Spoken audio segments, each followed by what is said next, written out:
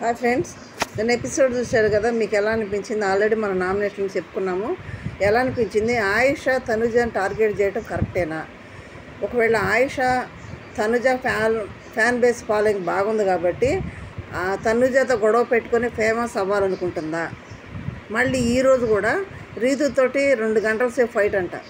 మరి ఇలా గొడవలు పెట్టుకొని ఫేమస్ అవ్వాలనుకుంటుందా? నిన్న తనుజ అయింది, ఈరోజు రీతు అయింది, రేపు ఎవరితో చేస్తుందో మళ్ళీ అనుకుంటుందా? చిన్న కామెంట్ చేయండి. ఫస్ట్ టైం మన ఛానల్ చూస్తున్న వారు సబ్స్క్రైబ్ చేయండి, లైక్ చేయండి, షేర్ చేయండి. లైవ్ ప్లస్ ప్రోమో ఎపిసోడ్ 3 కలగలిపి చెప్పుకుందాం. మనం ఫస్ట్ ప్రోమో చెప్పుకుందాం. ప్రోమోలో ఏముంది? సంజన మాధురి గారు తగదట్టుకుంటున్నట్టుంది కదా, అది నిన్న లైవ్లో జరిగిపోయింది. నెక్స్ట్ కర్రీ దగ్గర గొడవ. కర్రీ దగ్గర ఏం లేదు, మాధురి గారు ఏం చేశారు, కర్రీ వండేసి వచ్చి కూర్చున్నారు. తనుజ దోశలు వేసి ఇస్తూ ఉంది అందరికీ. ఈలోపు మన దివ్య వచ్చేసి ఫుడ్ మానిటర్ కదా, వచ్చేసి ఆ కర్రీ ఎవరైనా వేసుకున్నారా అని అడిగితే తనుజ అంది అమ్మ వేసుకుంది కొంచెం, మాధురి గారు వేసుకున్నారంటే నాకు చెప్పిందంటే చెప్పలేదంటే వెళ్ళి మాధురి గారు కర్రీ వేసుకున్నారంటే, ఒకవేళ మానిటరే రూల్ ఉంది అక్కడ, మానిటర్ని అడగాలని. మాధురి గారు తింటుంది 3 దోశలే, సరే చెప్పకుండా వేసుకుంది, వాళ్ళకి పడటలేదు కాబట్టి అడగలేదేమో, కొంచెం వేసుకుంది. దానికి తను తినేది అందరూ 3 దోశలు తింటుంటే మాధురి గారు ఒక్కటే తింటుంది. దాని తోడు కొంచెం కర్రీ వేసుకుని చెప్తే ఏముంది, పలకట్లేదు అన్నప్పుడు పోనీ వదిలేసేయచ్చు కదా. దానికి నేను ఫుడ్ మానిటర్ని, నన్ను అడగాలి, నేను అందరికి షేర్ చేస్తాను. ఇప్పుడు తనుజ కూడా ఫుడ్ మానిటర్గా చేసింది, 2 సార్లు చేసింది. మరి నన్ను అడగాలి, నేను పంచుతాను అని తనుజ ఎప్పుడు అనలేదు. నేను వేస్తాను ప్లేట్లు ఇవ్వండి అని తనుజ ఎప్పుడూ చేయలేదు. మరి 2 సార్లు బాగా చేసింది కదా. ఫస్ట్ టైం బాగా చేసిన సెకండ్ టైం కూడా తనుజనే పెట్టుకున్నారు ఫుడ్ మానిటర్గా. ఇప్పుడేంటి మరి కొత్త రూలు, నేనే పంచుతాను నేనే వేస్తానని దివ్య చెప్పడం, దానికేమో కెప్టెన్ కళ్యాణ్ సరే అంటాం.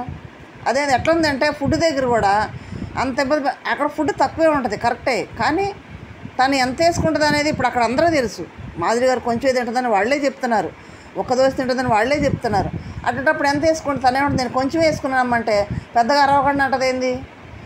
దివ్య ఇదే చేతులారా బయటికి వెళ్ళే పనులు ఇయ్యే, అవసరమా అక్కడ గొడవ? నిన్న గొడవ అయింది, పడలేదు, పడినప్పుడు వదిలేసేయాలి దాన్ని.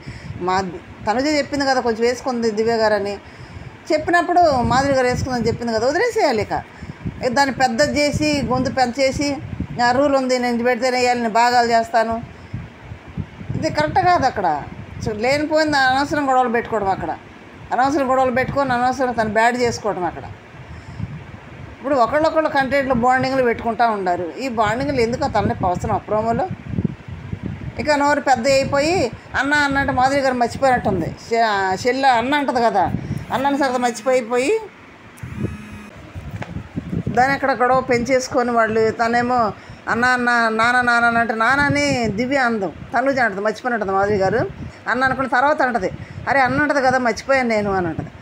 ఇప్పుడు బాండింగ్ పెట్టడం రాలేదు, బోధలు దొరుకున్నట్టు అవసరమే లేదు. అవన్నీ కూడా చిన్న చిన్నవన్నీ కూడా పెద్ద చేసుకొని మాట్లాడుకోవడం. కాకపోతే కంటెంట్ ఇవ్వాలి, ఏదో కంటెంట్ చేయాలి. సంజనాన్ని మించిపోయింది మాధురి గారు కంటెంట్ ఇవ్వడంలో, మామూలు కంటెంట్ ఇవ్వట్లే గొడవల్లో. అది కూడా కంటెంట్ ఇవ్వడం మంచిదే, అది అనవసరం కంటెంట్ లేదా బాగోదు కదా. దివ్య అనవసరం కదా గొడవ పెంచుకోవటం. ప్రోమోలో లైవ్లో చాలా జరిగింది అది. ఒక అంతవరకు ప్రోమో. మాధురి గారు రెడీ అవుతూ ఉంటే సంజన గారు వచ్చి మీరు అచ్చం నాలాగే ఉన్నారు, నాలాగే మాట్లాడుతున్నారు, సంజన 2.0 లాగా కనిపిస్తుంది నాకు, కాబట్టి మనం కలిసి ఒక ప్రాంక్ చేద్దామా, కంటెంట్ చేద్దామా అని అంటది. అంటే ఏం చేద్దాం, ఏం కంటెంట్ చేద్దామంటే స్టిక్కర్ పోయిందని మీరు గొడవ పెట్టుకోండి, దాని గొడవ నేను పోగొట్టాను అన్నట్టు మాట్లాడండి అని సంజన ప్లాన్ ఇస్తుంది మాధురికి. సరే ఓకే ఓకే అని బయటికి వెళ్ళిపోయి నేను బాత్రూమ్ దగ్గర స్టిక్కర్ పెట్టాను ఎవరు తీసాను అడుగుతుంది కదా ప్రోమోలో. ఏమేం చేస్తుంది, నాకేం తెలిసినది అంటే ఇమ్మలేవు నేను చూశాను మమ్మీ నువ్వు ఎవరు అని అడిగావు కదా, అది తందేనంట ఇవ్వు అంటున్నాడు కదా. అక్కడ ఏం జరిగింది ఇక చూడు, ఆ గొడవ అట్లా పెద్దగా అయ్యి సంజన చేసిన పనులు తప్పులు మొత్తం బయట పెట్టేసింది మాధురి గారు. ఇదే సందని మొత్తం అవసరం అది లేపు తన్నించుకోవడం సంజన గారు. ఆ కంటెంట్ పోయి ఏమైంది, అక్కడ కంటెంట్కి చేస్తున్నారని ఫ్రాంక్ చేస్తున్నారని అక్కడ అందరికీ అర్థమైపోయింది వాళ్ళ మాటల్లో. ఇంత స్టిక్కర్ కోసం ఇంత పెద్ద గొడవ వద్దని అక్కడ అంత అర్థమైపోయింది. కళ్యాణ్ దివ్య ఏమనుకుంటున్నారు, ఏదో మెంటల్ కంటెంట్ లాగా ఏదో అంటుంది అక్కడ కళ్యాణ్ తోటి, మామూలు కంటెంట్ కాదని వాళ్ళకి అందరికీ అర్థమైపోయింది అది ఫ్రాంక్ అని. అది పెద్ద గొడవలాగా మన ప్రోమోలో చూపిస్తున్నారు. అదేం లేదు, వాళ్ళు ఫ్రాంక్ చేశారు అక్కడ, అది పెద్ద గొడవ ఏం కాదు. దాని మూలంగా సంజన చేసిన తప్పులన్నీ కూడా మాధురి గారు ఎత్తి చూపించారు. ఓకే చూడు, మరి కావాలని లేపు తన్నించుకున్నట్టు సంజన గారు. నెక్స్ట్ వచ్చి లైవ్లో ఏం జరుగుతుంది అన్న, నామినేషన్లు అయిపోయినాయి. నామినేషన్లో ఆయేషా వచ్చి చాలా బేపచ్చంగా తనుజాని డిఫెండ్ చేసింది, బాగా గొడవ పడింది. అంటే ఇక్కడ ఎవరు ఫ్యాన్ బేస్ ఫాలోయింగ్ ఉంది, ఎవరిని పట్టుకుంటే ఫేమస్ అవ్వచ్చనే ఉద్దేశంతో వచ్చినట్టుంది ఆయేషా కూడా. ఆయేషా వచ్చింది, తనుజని ఢీ కొట్టింది, తనుజ గొడవ పడింది. ఇప్పుడు అందరూ ఆ పాయింట్లు భలే చెప్పింది అంటున్నారు. ఇప్పుడు అదే కదా అందరూ చేసేది కూడా.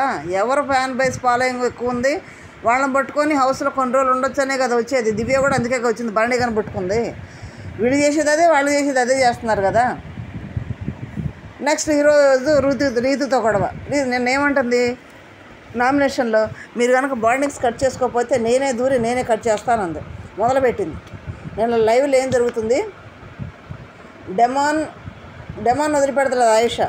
డెమాన్ వెనకాల తిరుగుతుంది. డెమాన్ ఎడిపోతాడు తిరుగుతూనే ఉంది. ఆయేషా ఏదో ఫుడ్ పెట్టుకొని ఉంటే, డెమాన్ ఉప్పు తీసుకురా, ఒకసారి ఇట్రా అంటుంది. ఇక్కడ రీతు చూస్తూనే ఉంది. వెంటనే రీతు వెళ్ళిపోయి, పో మీ అమ్మాయి పిలుస్తుందా పో అంటే, నేను పిలవలేదు, నన్ను ఎందుకు పిలిచాను, రీతు నిన్ను పిలిచాను అని డెమాన్ అంటున్నాడు. ఇక్కడేమో ఆయేషాని పిలిచినట్టుంది డెమాన్. ఇక రీతు అప్పటి నుంచే ఉడుక్కోవడం మొదలుపెట్టింది. ఎందుకు ఈ ఫ్రెండ్షిప్ని కట్ చేస్తానని ఆయేషా దూరిపోయి రీతును బాగా ఉడికిస్తుంది. డెమాన్ చుట్టూ తిరుగుతుంది, డెమాన్ని పిలుస్తుంది పద్దాక.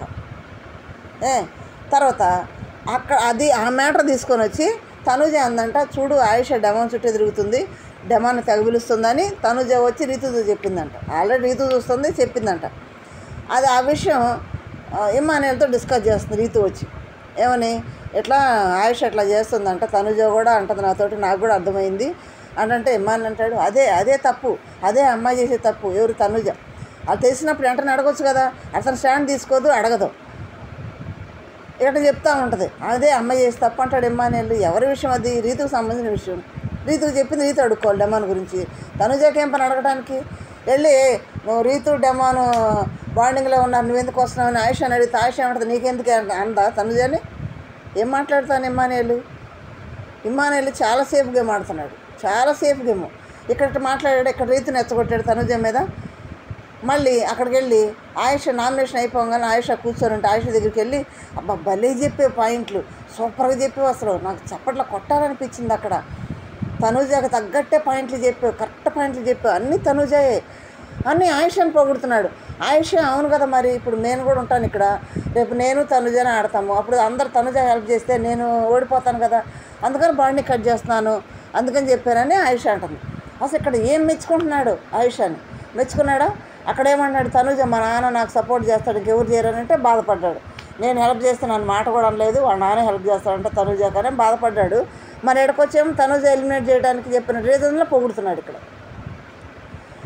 మళ్ళీ అక్కడికి వెళ్ళామన్నాడు, తనుజ వెళ్ళి ఇమ్మానుయేల్ అడిగింది, అవన్నీ నేను చేస్తున్నానని. అలవాటు ఉంది, షార్ట్అవుట్ చేసుకోవడంలో తప్పులేదు. అవన్నీ నేను చేస్తున్నానని అడిగితే ఇమ్మానుయేల్ ఏమంటాడు, నువ్వు ఎందుకు తగ్గావు, ఎందుకు డిఫెండ్ చేసుకోలేదు నువ్వు, మా బాండింగ్లతోటి నీకేం నష్టం, నీకేం సంబంధం, నీకేం నష్టం కలుగుతుందని నువ్వు ఎందుకు అడగలేదు, నువ్వు ఎందుకు డిఫెండ్ చేసుకోలేదు, అడగాలి కదా అని ఇక్కడ తనుజతో చెప్తాడు. అక్కడేమో ఆయేషాని దగ్గర పొగుడుతున్నాడు తనుజని తిట్టినందుకు, ఇక్కడ మళ్ళీ తనుజని పొగుడుతున్నాడు మళ్ళీ ఎందుకు అరవలేదని. ఇమ్మానుయేల్ సేఫ్గా ఆడుతున్నాడా అనిపిస్తుంది నాకు. మీరు చూడండి, చాలా సేఫ్గా ఆడుతున్నాడు. ఎట్లంటే బాండింగ్ విషయాల్లో అసలు మెయిన్ ఎక్కువగా అవి బయటికి వెళ్ళేలా ఫోకస్ చేసింది ఇమ్మానుయేలే. వాళ్ళు ఏదో 1-2 సార్లు నాన్న అన్నీ అనుకుని వదిలేస్తారు.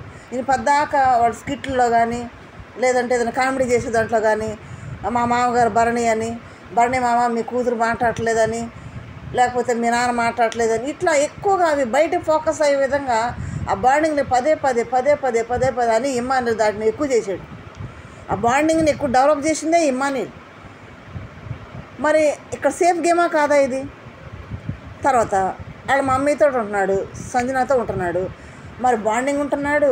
తర్వాత సైడ్కి వెళ్ళి అన్ని సంజనాతో మాట్లాడతాడు, ఇక్కడికొచ్చి వేరే విధంగా మాట్లాడతాడు. తనుజ గురించి ఏం మాట్లాడు, తనుజ గురించి చెప్తుంటాడు, సంజన గురించి ఏం మాట్లాడు, ఏం చెప్పడు వాడు మమ్మీ అని.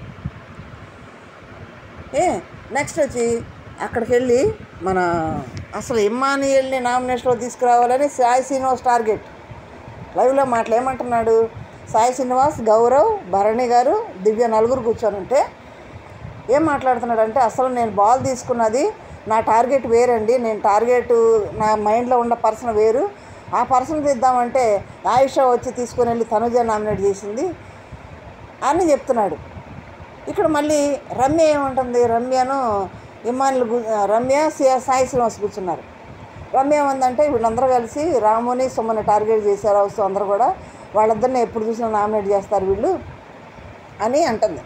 అంటే ఈ సాయి శ్రీనివాస్ అంటాడు, లేదు నేను ఇమ్మానుయేల్ని టార్గెట్ చేశాను, ఇమ్మానుయేల్ని నామినేషన్ లాగాలని చూశాను, కానీ నాకు బాల్ అందనీయకుండా గౌరవ్ లాగేసుకున్నాడు, కానీ బాల్ నా చేతిలోనే ఉంది, గౌరవ్ దాని మీద పడ్డాడు, ఆ పడ్డందువల్ల నాదని తీసేసుకున్నాడు, కానీ నేను ఇమ్మానుయేల్ని నామినేషన్ లాగాలని చూశాను అని అంటది. మన ఈ రమ్య అంటది, లేదు పాపం రాము చాలా మంచోడు, ఎందుకో రాముని టార్గెట్ చేస్తున్నారు వీళ్ళు బాగా అని అంటది. చూడండి వీళ్ళు మాటలు అసలు. తర్వాత రాముని చాలా మెచ్చుకుంటుంది రమ్య, అనవసరం వాళ్ళిద్దరిని టార్గెట్ చేస్తున్నారని. అంతవరకు వాళ్ళు మాట్లాడుకుంటున్నారు. అంటే ఇమ్మానుయేల్ని తీసుకురావాలని సాయి శ్రీనివాస పట్టుదలన్నమాట. కానీ వాళ్ళందరం ఇప్పుడు ఇమ్మానుయేల్ నామినేషన్లోకి రాకుండా ఉంటున్నాడు, అది కరెక్ట్ కాదు. అతను ఇమ్మానుయేల్ నామినేషన్లోకి వస్తేనే కదా తన ఫ్యాన్ బేస్ ఎంతనే తెలిసేది. పోయినసారి ముక్క అవినాష్ కూడా నామినేషన్లోకి రాకుండా లాస్ట్ దాకా. అట్లా రాకుండా ఉంటే ఎంతమంది తనకు ఫాలోవర్స్ ఉన్నారు, ఎంతమంది తన ఆటని ఇష్టపడుతున్నది తెలియాలి కదా. బయట నుంచి వచ్చి ఇమ్ము బెస్ట్ అని అందరు ఇచ్చేసి ఆయిషా ఇమ్ము బెస్ట్ అనగానే ఆయిషా చుట్టూ తిరుగుతున్నాడు ఇమ్మానుయేల్. అనగానే వాళ్ళు బెస్ట్ అని ఎవరు ఇమ్మానుయేల్ జోరి అడగలేదు, కానీ ఇమ్మానుయేల్కి అది దెబ్బ అవుద్ది రేపు నామినేషన్లోకి వస్తే. అయిపోయిందా. నెక్స్ట్ సంజన మాధురి కూర్చుంటే సంజన ఉంది, మాధురి తనుజ నామినేట్ చేశారు అని అంటే సంజన ఉంది, అవును, ఎందుకంటే అవన్నీ కూడా ఆయిషా చెప్పిన పాయింట్స్ అన్నీ కూడా కరెక్టే, తనుజ విషయంలో కరెక్టే అని సంజన చెప్తుంది మాధురి గారు ఆల్రెడీ బయట చూసి వచ్చింది అక్కడ అన్నీ, మళ్ళీ ఇప్పుడు సంజన చెప్తుంది. వాళ్ళు వచ్చిన వైల్డ్ కార్డ్స్ కూడా వాళ్ళు చూసింది కాకుండా ఇంకా వీళ్ళ మనసులో ఏమున్నాయో మెల్లిమెల్లిగా ఒక్కొక్కళ్ళ దగ్గర ఫ్రెండ్షిప్ చేస్తూ అవి లాగుతున్నారు. వీళ్ళేమో పిచ్చోళ్ళలాగుండి ఎవరే మాతో ఫ్రెండ్షిప్ చేస్తున్నారు వీళ్ళని మొత్తం చెప్పేస్తున్నారు లోపల ఉండేవాళ్ళు. ఆల్రెడీ బయట చూసి వచ్చారు అన్నీ, వీళ్ళేమో మొత్తం చెప్పేస్తున్నారు బయటికి.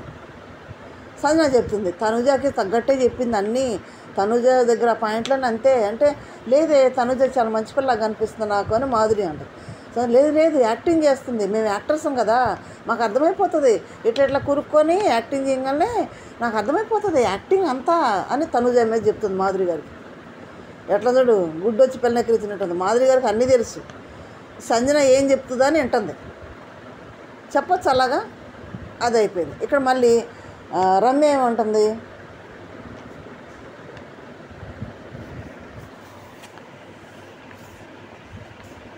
రమ్య ఏమంటుందంటే సాయి శ్రీనివాస రమ్యతోటి మళ్ళీ వాళ్ళ దగ్గరికి వెళ్ళిపోయింది కెమెరా. వాళ్ళు ఏమంటున్నారు, ఇక్కడ మనం బయట నుంచి వచ్చాం కదా, ఇక్కడ వాళ్ళకి అన్నీ చెప్పకూడదు, అందరూ మాధురి గారిని అడుగుతున్నారు, మాధురి గారు అన్నీ చెప్పేస్తున్నారు, మా కండిషన్ ఎలా ఉంది బయట అంటే అన్నీ చెప్పేస్తుంది, మాధురి గారు అన్నీ చెప్తే ఎట్లా చెప్పకూడదు కదా, చెప్పకుండా ఉంటేనే కదా వీళ్ళని మన పాయింట్లు పెట్టుకుని ఇచ్చేసేది, అన్నీ చెప్పేస్తే వాళ్ళు సరి చేసుకుంటారు, ఇంక మనకు ఎక్కడ దొరుకుతారు వాళ్ళు అని కొన్నే చెప్పాలి, కానీ మాధురి గారు అన్నీ చెప్పేస్తున్నారు, ఇది కరెక్ట్ కాదని రమ్య అంటుంది.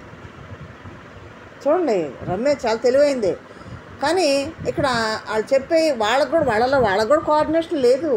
కాకపోతే వీళ్ళకి నచ్చిన వాళ్ళని స్ట్రాంగ్ పర్సన్ని నామినేట్ చేయాలి కాబట్టి ఆ బాల్ గేమ్ వరకు ఒకటిగా ఉండి 5గురిని తీసుకొచ్చారు. కానీ సాయి శ్రీనివాస్ మాత్రం డిఫరెంట్గానే ఉన్నాడు, ఇమ్మాని నామినేషన్లో తీసుకురావాలని.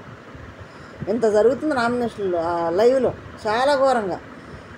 ఇప్పుడైతే ఆయిషా రీతు డెమాన్ వీళ్ళ మధ్య దగ్గర మాత్రం వీళ్ళ రీతు డెమాన్ మధ్యలో ఆయిషా దూరిందని రీతుకి చాలా ఉంది. అది నేను లైవ్లో కూడా చాలా జరిగింది, డెమాన్ అడిగింది, ఇవన్నీ కూడా దృష్టిలో పెట్టుకొని మరి ఈరోజు బిగ్ ఫైట్ జరిగిందంటే ఇద్దరికి. ఆ ఫైట్ ఎందుకు జరిగింది ఏందనేది కూడా పునాది ఏందో కూడా మా లైవ్లో ఎట్లా జరుగుతుందో చూద్దాం, ఆ ఫైట్ ఏందో. నెక్స్ట్ సంజన గారేమో 2.0 అంటుంది మాధురి గారిని, అది కరెక్టేనా? సంజన చెప్తుంది 2.0 అని, అది చెప్పండి అనిపిస్తుంది. ఆయిషా సంజనని గొడవ పెట్టుకొని ఫేమస్ అవ్వాలనుకుంటుందా? లైవ్లో ఇమ్మానుయేల్ సేఫ్ గేమ్ ఆడుతున్నాడా అంటే ఎక్కడ చెప్తున్నాడు అక్కడికి వెళ్ళి అక్కడ చెప్తున్నాడు, ఎవరికి చెప్పాల్సిన అక్కడ చెప్తున్నాడు. వీళ్ళ బాండింగ్లన్నీ బయటికి పదే చేసింది ఇమ్మానుయేల్. మీరేమంటారు ఫ్రెండ్స్? మీ ఆలోచన ఎలా ఉంది? చిన్న కామెంట్ చేయండి, చిన్న గెస్సింగ్ చేయండి, మాకు సపోర్ట్గా ఉంటుంది. Thank you.